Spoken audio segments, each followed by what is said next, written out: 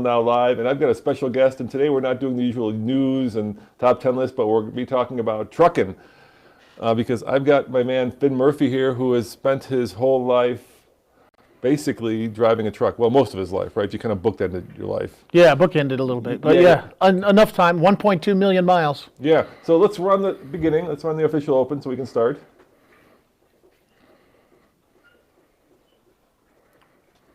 There it is.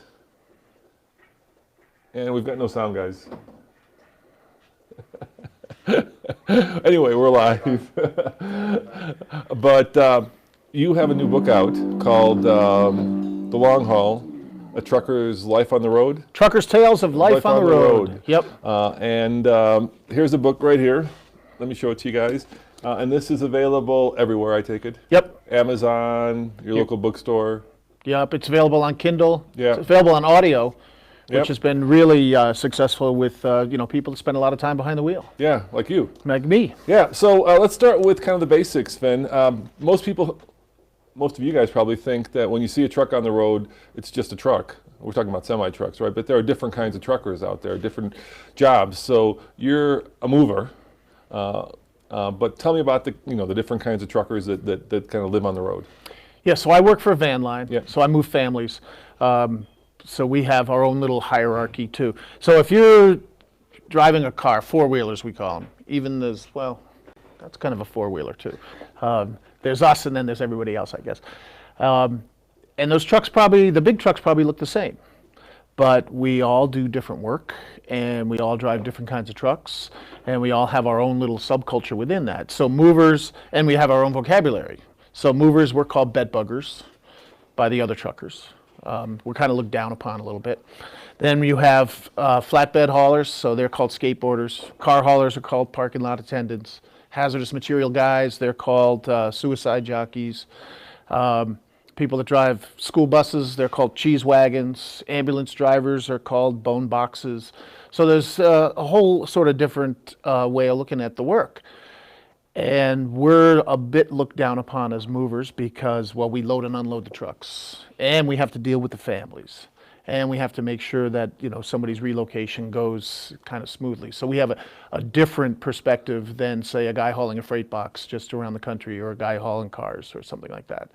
So it's really kind of interesting when you go into the truck stop or to the coffee counter or something. People see your shirts, and then they see that I'm a mover, and they're like, "Hey, bugger, what are you doing here? You're supposed to be out unloading your truck." And I'm like, "Oh, you freight hauler, you're supposed to be sitting here drinking coffee like you're doing." So it's sort of a friendly little, what's the word? Just a friendly little back and forth in the world. And the interesting part of this is you guys all make different amounts of money, right? Yeah. Very different amounts of money. Very different amounts of money. I listened to your book, and the reason I wanted you on here is I just fell in love with your story, and I fell in love with the book, and I thought you guys would also enjoy it. So kind of walk me through the pay scale for these different kinds of truckers out there. Well, it depends on whether you can bring other skills other than driving. If you're just driving, the average wage for the American truck drivers is between $36,000 and $40,000 a year. Wow. That's if you're hauling a freight box for Werner or Swift or Schneider, one of those big freight companies. So this is why it's a poverty profession at that level. But if you can do other things, if you can load 9 cars onto one of those car trailers, if you can haul Ferraris, if you can haul hay and bale it and load it and tarp it so it doesn't get wet, if you can move families without them freaking out, those are different skills that come into the profession that are higher paid. So how much can you make? Well, that's another reason that the movers are looked down upon, is because of the different skills we bring. So a lot of what I do is diplomacy. I've got freaked out families and they're moving to another place, and I got to make sure that goes smoothly. And then I have to hire help no matter where I am. So if I work 12 months a year, I'd make well in excess of $200,000 a year.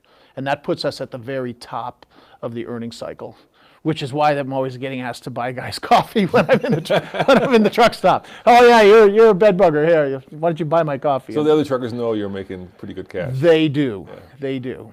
But you're also doing backbreaking labor. Moving somebody's, like you said, you just came from a job in Boulder, and you're moving this morning. Yeah, you're moving somebody's like dining room table in and out of their house, which is not easy. No, and it's snowing out, Yeah. right? And I've got my crew, and this table weighs like 600 pounds, and we have to get it in. So that's another part of what I like about the work that I do in this, is that we need to execute. When you hire the movers, you got that 2,000-pound gun safe. We got to get it out, and we got to get it back in. What's the hardest thing you ever had to move out of or into a house? Generally speaking, it's gun safes and grand pianos. Okay. Those are the two big ones. And you tell a story in the book about a family you moved to, actually here in Colorado, where you picked up kind of a job that involved another mover who kind of threw his hands up and walked away from it, and you kind of came to the rescue, and they had a grand piano that you tried to move into the house, but things went awry. Things went awry, yeah. And this part of one of the challenges of being a mover is that not only do we have to deal with people, we have to deal with people when things go wrong. And things go wrong because you're moving stuff. The most important things in their lives. And the most important things in their life. So this was a grand piano. It was a family heirloom.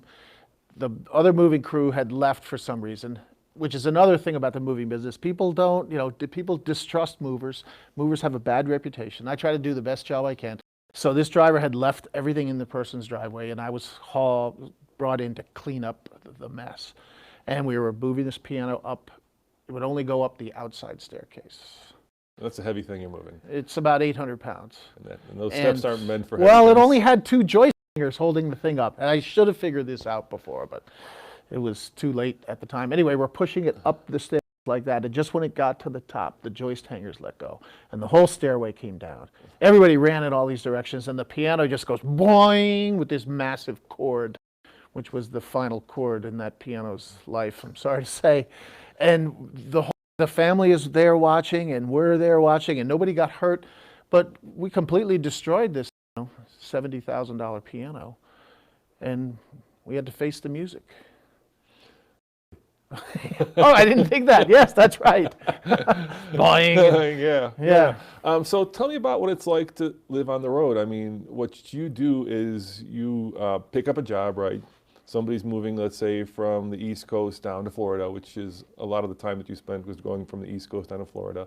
You pick them up, and then the real magic happens, because usually it's not just one person you're picking up, right? But it's a number of different families that you're moving, and you have to actually load your truck in such a way that you can unload it, as you're moving down from down to the end location, but you also have to pack it in such a way that you get as much stuff in there as possible, right? So you can get, 80,000 pounds in a truck?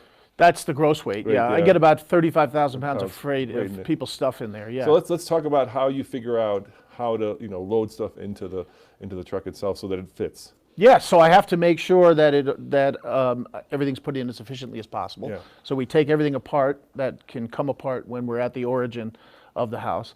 And then if you're mixed in with other shipments, I mean, the 2 things that we're not supposed to do, right? We're not supposed to break things, we're not supposed to lose things, and we're not supposed to steal things. So those would be the 3 things. And those are the big ones. And that's part of the reason that we're paid what we're paid.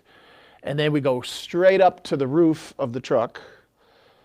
So it's like a giant Tetris game with everybody's stuff in their house, and then putting it together inside the truck, and then getting crews that know how to do the work and will do the work properly, and won't go through the medicine cabinet looking for the expired OxyContin and that kind of stuff.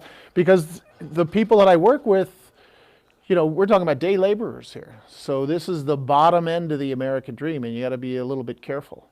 Yeah, you make a point in the book, and you say that there's no secrets from movers. No, we know more about you in 30 minutes than your best friends do after 30 years. So whatever you keep in the side, we see it. You see it. We see what's in the side. We see what's in the nightstand there next to the master bed. We see what's under the bed. We see what's in the gun safe. Yeah. Which usually, by the way, it's not guns and gun safes. It's No. It's all the things people don't want you to see. And their collection of vintage pornography, as an example. Yes. But we see, to do interstate moving, I have to open the gun safe and do an inventory for any of the firearms that are in there. And this usually takes people hugely by surprise. So I go around in the morning, I do my inventory, I write up everything that's in the thing. I say, oh yeah, by the way, you gotta open the gun safe, I gotta take the serial numbers down. No, there's no guns in there. You gotta open the gun safe. Well, they didn't tell me I got to open the gun safe. So there's not a lot of preparation there. So that's when you get to see some interesting surprises. Yeah, so guys, if you're being moved, be If aware. you're being moved, would you clean out Yeah. the nightstand next to your bed? Please do that. And Because Finn doesn't want to see what's in there. I don't want to see what you're doing. And the file cabinets in the basement, in the back of the bottom drawer, take care of that if you would. You don't necessarily have to move all the Tupperware that doesn't have tops. You don't have to move the sheets. You don't have to move the kids' bikes and all the toys in the garage that don't have any use anymore. People save stuff. Drives me crazy.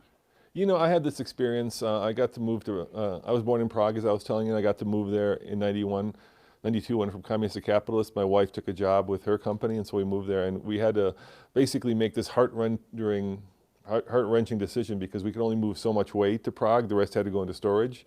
And so I remember when the movers came by, you know, they said, put like a green dot on the stuff that you want to keep here and the stuff that's going to go to Prague. And I remember like suffering, like, oh my gosh, how can I live without this like high school yearbook, right?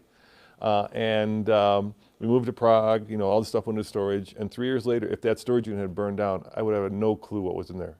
Right? It was like I could absolutely live without it, but when I was making that decision, I thought it was the most precious thing in my life. And one of the things you say in the book is specifically like when people are moving from, let's say, the northeast down to Florida, right? The furniture just doesn't work in Florida. You know, you're better off just to leave it there and buy new stuff. Yeah, my advice to everybody who's moving is it's safe advice to give because Yeah. nobody takes it, which is to get rid of everything you have and pack a suitcase. Yeah. That's what my advice is. But I understand how people's connection or attachment to things that have gone on in their life is profound. But the perch that I have is slightly different than yours when you're trying to figure that out, because I've done like 3,200 moves of people of various ages, and I understand what the fate of all this stuff is, and it's going into the dumpster. If you can't bring yourself to take Aunt Tilly's antique sewing machine from Prague to the United States, believe me, the next generation isn't going to have. It would be Dasha. That would be her name, Aunt Dasha, not Tilly. Dasha, just. Yeah, and Dasha, yeah. Yeah, the next generation isn't going to have any qualms about any of this at all. Just dumping it. Yeah. So we see what happens. It all gets thrown away eventually. So when you're getting hung up at the time, what I recommend is just to take a breath and try to remember what the fate of all man-made things is, which is that it's going to be destroyed eventually. Mm-hmm. And people have a really hard time doing that. And part of my diplomatic skills as a mover is to actually not say that on moving day, which is, you know, this really isn't important because it's going to get thrown away. Because you get paid by weight. I get paid by weight, so I don't mind the old Aunt Dasha's sewing machine because, you know, they had the very heavy bottom to it. Yeah, very heavy bottom with the thing that you use push with your foot. Yeah. So we've talked a little bit about the moving biz, and I'm sure you guys have some questions. So when questions come out, let's do some shout outs. But let's, before we get to the shout outs, let's talk about actually driving a truck. Because that is a part, of course, you've got your commercial driver's license, right? That's the kind of the bottom tool you need to start in your business. Yep. But, you know, the commercial driver's license is relatively straightforward to get. The experience to actually driving a truck is much harder. You know, a test called the iGauntlet, where we'll take a pickup truck and load it as heavy as it goes and drive it up from Silverthorne to the top of the Eisenhower Tunnel and see how it does. And you know, Kent, who is our kind of truck expert, drives it. But I'm terrified with that load, and that's tiny compared to what you're doing. How do you take these big trucks into some of these tiny neighborhoods and actually, you know, back out, or, you know, how do you know where you can go and where you can't go? Is that just experience, or, you know? Well, experience now, after 40 years with the CDL. But it's actually not that straightforward to get a commercial driver's license. It's like 2 years, right? It was, well, it was when you were doing it. If you could fog a mirror when I was 21, I mean, I had a 30-foot trailer. So if you were breathing. So I'm driving a 53-foot trailer now. I was driving a 30-foot trailer, and the guy had a cone out there on the road, and he said, "Here, can you get inside that cone?" And then I got my CDL. Okay. Now it's, you know, a solid month at a driving school, and then 2 years experience before you can really get, you know, a real job. And once you have it, though, you have it. You don't lose it. You don't lose it unless, you know, you lose it for some other reason. Right. Like too many tickets or something like that. Yeah. So tell me, how, you know, what's it like, for instance, when you have to go pick somebody up in Manhattan? That would just drive me, I mean, I would freak out. Yeah, and well, the first day I ever drove a tractor trailer on the road was actually into Manhattan from Connecticut on the 3rd Avenue Bridge. And well, I was 21 at the time, so it didn't really faze me as much as it should have. But yeah, city driving is tough. Suburban driving is tough. Like I'm doing a job in Boulder right now. We're doing a shuttle. I couldn't get my trailer. And what's a shuttle? I had to bring a smaller truck and bring it in, but So you got to take everything out of the big truck, put it in a smaller truck, then put it in the house. yeah, we got to double handle everything. a lot of So work. we try to get the trailer in wherever we can, and that's something that I take particular pride in. And for any of your audience, a lot of your people are pulling kinds of trailers. It's actually easier to back up a 53 footer than it is for the smaller trailers. Really? Why is that? Notice that if you're hauling a boat or something Yeah. like that, because the turn radius is so much smaller, the Yeah, so wheelbase. the big Yeah, trucks. so every little micro motion of that wheel on a smaller trailer is going to have an effect that's exaggerated. So, I love doing it, but I do put the truck into places where it probably shouldn't be. And I've got a story in the book where I put a truck into definitely where it shouldn't be. Yeah, you I got wedged it it between some trees. wedged Yeah. in between some trees. The tow truck guy came. He had a chainsaw in the back. They had to cut down 12 trees, and it took about 6 hours to get me out. It was a $2,000 towing bill. And you got to pay that. Oh yeah. Yeah. I didn't even. You don't go around telling people this. Yeah. You don't go into the truck stop at the coffee counter and say, "I just paid a $2,000 tow truck bill to get out of some trees." That's not gonna. That's not gonna help at all. So tell me about what it's like to live out of your truck, because that's what you do, right? You've got a sleeper in the back Yeah. of the truck, and you spend a lot of time. We spend a lot of time at truck stops, but we don't sleep at truck stops. You do. Tell me about that. Yeah. So it's an interesting kind of life. Yeah. Trucks are way more comfortable back than when I started in 1980. So I've got a brand new Freightliner Cascadia. It's got a 435 Detroit in it. It's got a double walk-in sleeper in the back. It's got a microwave oven. It's got a refrigerator. Doesn't have a bathroom, but The lot lizards must love that. Huh? The lot lizards. yeah. Yeah. What kind of bed? What kind of mattress you got in there? I don't know. I went there, sorry. That's okay. You can go there. Anybody who bangs on the side of a truck in the middle of the night is really asking for some trouble. Guys have guns. Guys have guns. Yeah. They're not supposed to have guns. I don't have a gun. Yeah. Because I don't know how to use one. If I pointed at somebody, they're probably pointed at me, back at me, and get a hold of it. But the truck stop life it's actually pretty safe. Yeah. I've seen And there must be some you like and some you don't like. Yeah, You get to know there's them. some notorious ones. There's Yeah. a horrible one outside of Los Angeles, California, and Ontario. There's another one outside of Chicago. You want to avoid those places. But it's been a huge change for two reasons, I think. One is there's a lot more women on the road. You've got a lot of truck driving teams now, husband and wife teams. Yeah. So that's cleaned up. That lot lizard lifestyle. Well, when women are around, men Yeah. tend to behave a little Yeah. better. I certainly do. So that's helped.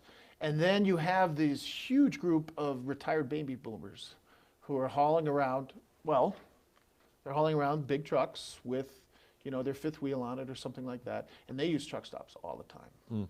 So now we have a whole civilian population of four-wheelers that have come in, and that has taken the tenor up as well. So that's good. Now on the other side, the restaurants are gone. It used to be, the truckers knew the It's best all like place to eat. Subways and It's all Subways and yeah. fast food, so it's Yeah. hard to eat on the road. It's hard to be healthy.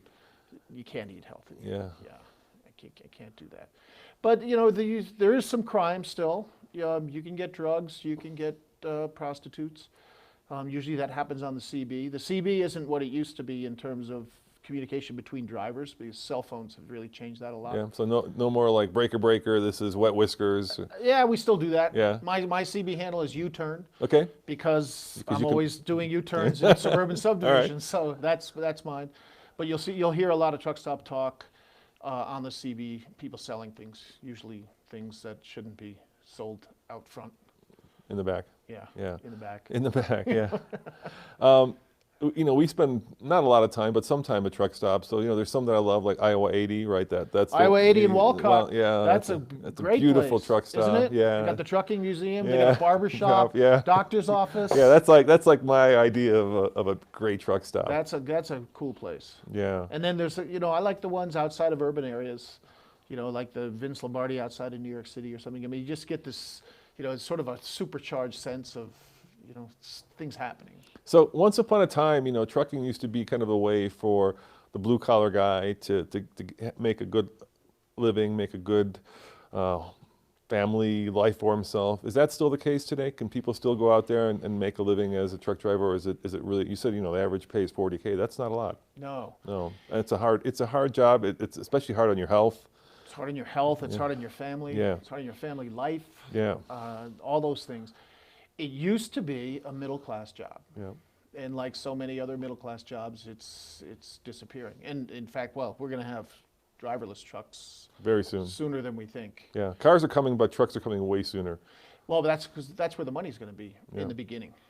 So if you could get rid of drivers, it's 2.5, depending on how you define it, 2.5 to 3.5 million truck drivers in the United States. And that's, you know, that's people that need living wage, health insurance expenses, you know, pensions, and, you know, if we can get rid of the trucks. And the other side of it, just to be fair, all accidents are human error. You know, we kill 41,000 people a year in the United States on the roads, 2.5 million people worldwide. You know, if computers could take that number down to like 100. Then they will. And there They won't be any. Yeah, because like any airplane accident, 9 out of 10, it's always pilot error, right? Always. It's not the machine, it's the man. Yes. And the same thing with trucks. And that's a tough thing about truck drivers, because autonomous trucks don't need sleep, they don't need health care, right? They'll follow the rules. Right. You know, it's just, it seems like that is certainly on the horizon. So, I mean, maybe in your book, The Long Haul, you're chronicling the end of a lifestyle in America, the end of a profession in some ways. It might be that way. In fact, the last chapter in the book is called The Great White Mover. You. Yeah, me. And my boss started calling me that because he thought I was going to be the last one. Because as another sort of socio-cultural part of this is now almost entirely an immigrant occupation. So like landscaping, like house cleaning, like moving, like the back rooms of a restaurant. I mean, this is all immigrants, and it's all pretty much Spanish speaking. And I don't see anything wrong with that. I think it's just part of the American immigrant experience. When the people come in who are unskilled, they go into unskilled jobs, and that's what we have now. So I think I was going to be the last one. Guys, do you have any questions for Finn that we can, and I'll repeat them? Yeah, there's a fun question about the piano story. So, Yeah. How did insurance handle the $70,000 piano that is no more? Yeah, the question is, how did insurance handle it? Because that's a good question, right? Sometimes people actually try to scam movers. You tell a story about somebody who was videotaping you moving in, and every little defect that they found was, of course, became like an insurance claim. And obviously, you try not to have insurance claims. Talk to me about that. Yes, so I have a deductible. I have a $1,600 deductible for any damage that I do, which covers 99% of the damage on any kind of a move. But this one, yeah, this was ultimately paid, was $70,000 for a new piano that was paid for by the insurance company, but I was deducted my $1,600. And I think that's perfectly fair, and that's what insurance is for.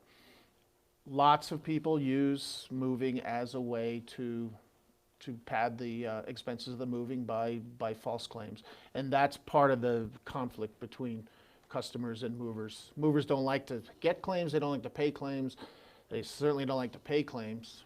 But, you know, frankly, moving companies, they want your move to go well, because it's expensive to have claims departments and pay them and buy insurance. So we try to do a good job, but things happen. And you're kind of the ultimate independent contractor, right? You get assigned, or you get you get assigned a move basically from your dispatcher. I get a piece of the load, yeah. And then you get paid based on how much weight you're moving, and then you handle everything kind of from, you know, birth to death, right, from beginning to end on that move. So you meet with the shipper, is that the name? Yeah, we call them the shipper. Which is the person setting the moving basically, and then, you know, you see that whole move all the way through. Yeah, and I get half. So how it works financially is I lease my truck, so that's $4,500 a month, and then I've got insurance and all sorts of other kinds of things, and then I get half the cost of the move.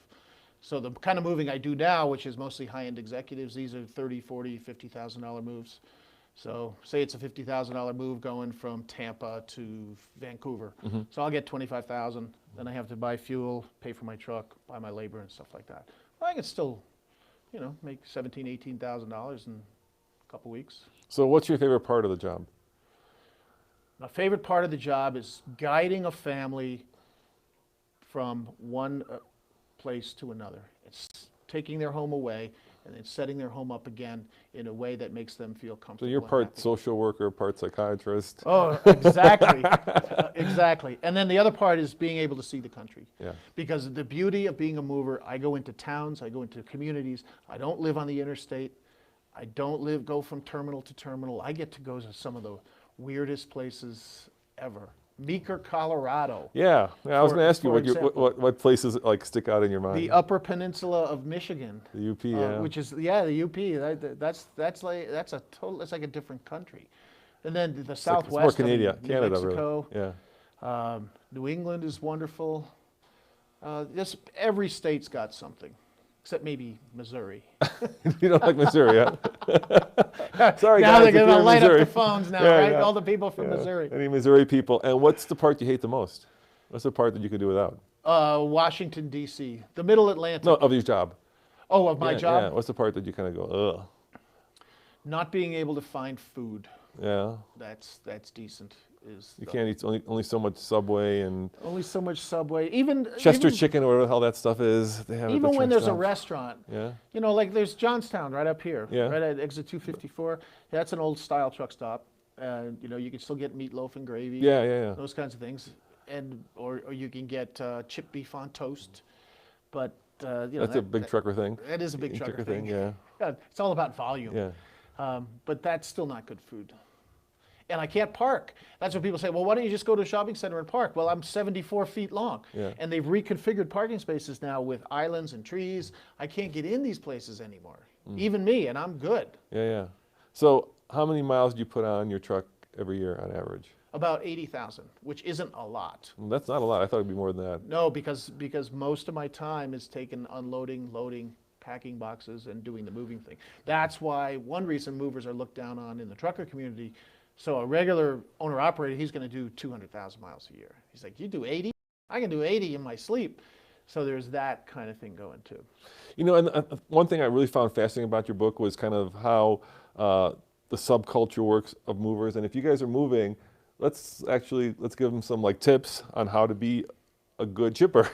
How to be a good shipper. Yeah. So what, you know, if you're moving, how do you take care of, because you're handling the most important thing in their life outside of their kids probably. So how do you tell them how you treat your shipper well? Yeah, well, you can feed us. That's Yeah? good. That's good, yeah. You can learn our names. Yeah. That's good. Yeah. You can, Tip? You can tip. Yeah. Tip's good. Yeah. Because you got to pay your guys, right? Yeah, my pay guys comes right out of my percentage. Yeah. Yep. Tips are good.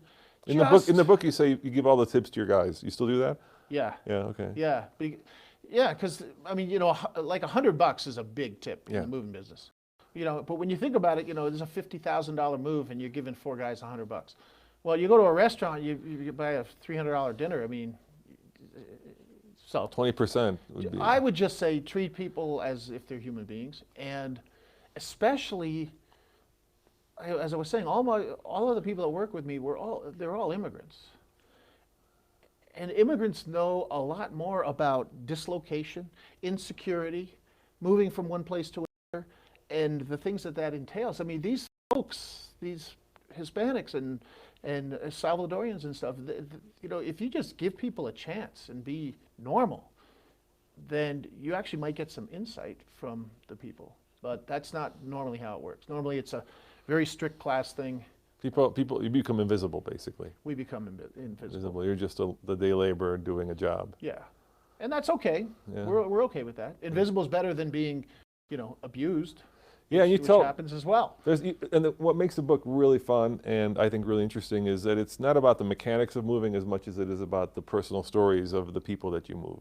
Yeah. And you tell a lot of really interesting stories about people that you've moved. So give me one story before we wrap this up. Okay, well, people move for a zillion different reasons, and Yeah. that's such a fun part of the job that I do.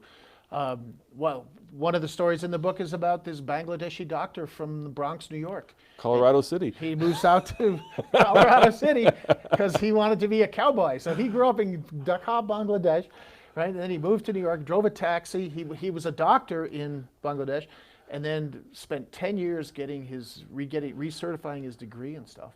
And then he always wanted to move out and become a cowboy, so that's what he did. Well, let's be. That's partially what he did. There's more to it. There's more to it than that. Colorado is the kind of the epicenter of well, the Mormon community calls it plural marriage. Plural marriage set. Yeah. So he was moving out there actually, right, so that he could start bringing his wives in from Bangladesh, and he thought, well, if I'm moving into a community where everybody's got 5 wives, nobody's going to notice me, that's exactly how it worked. Really? Yeah, there's an interesting way. He's still there. Yeah, and you know actually I've been through there a bunch, and that Colorado City for me is a little spooky because first of all they never finish their homes because of tax reasons, right? So they're compounds, they're not homes. They're these compounds that are walled in.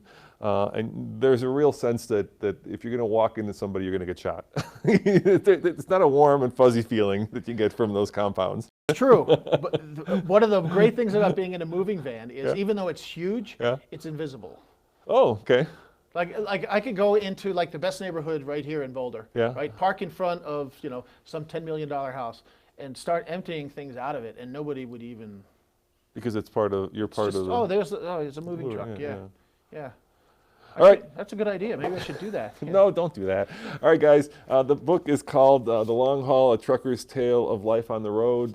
Finn Murphy is the author. This came out, you said in June, right? So you're going to have the paperback's coming out very soon. The third June. printing. Congratulations. Thank you. You're actually making money selling on a well. book. I know. That's really, really hard to do nowadays. When does the paperback come out? June 6th. And it's also available on Audible. It's how I fly a lot, so I listen to, and actually truckers listen to a lot of books on tape. Tons, well, yes. not on tape anymore, but once upon a time. Well, there's some outliers that still buy the CDs. Yeah. And so it's also available on audible.com, at your local bookstore, and of course, Kindle, Amazon.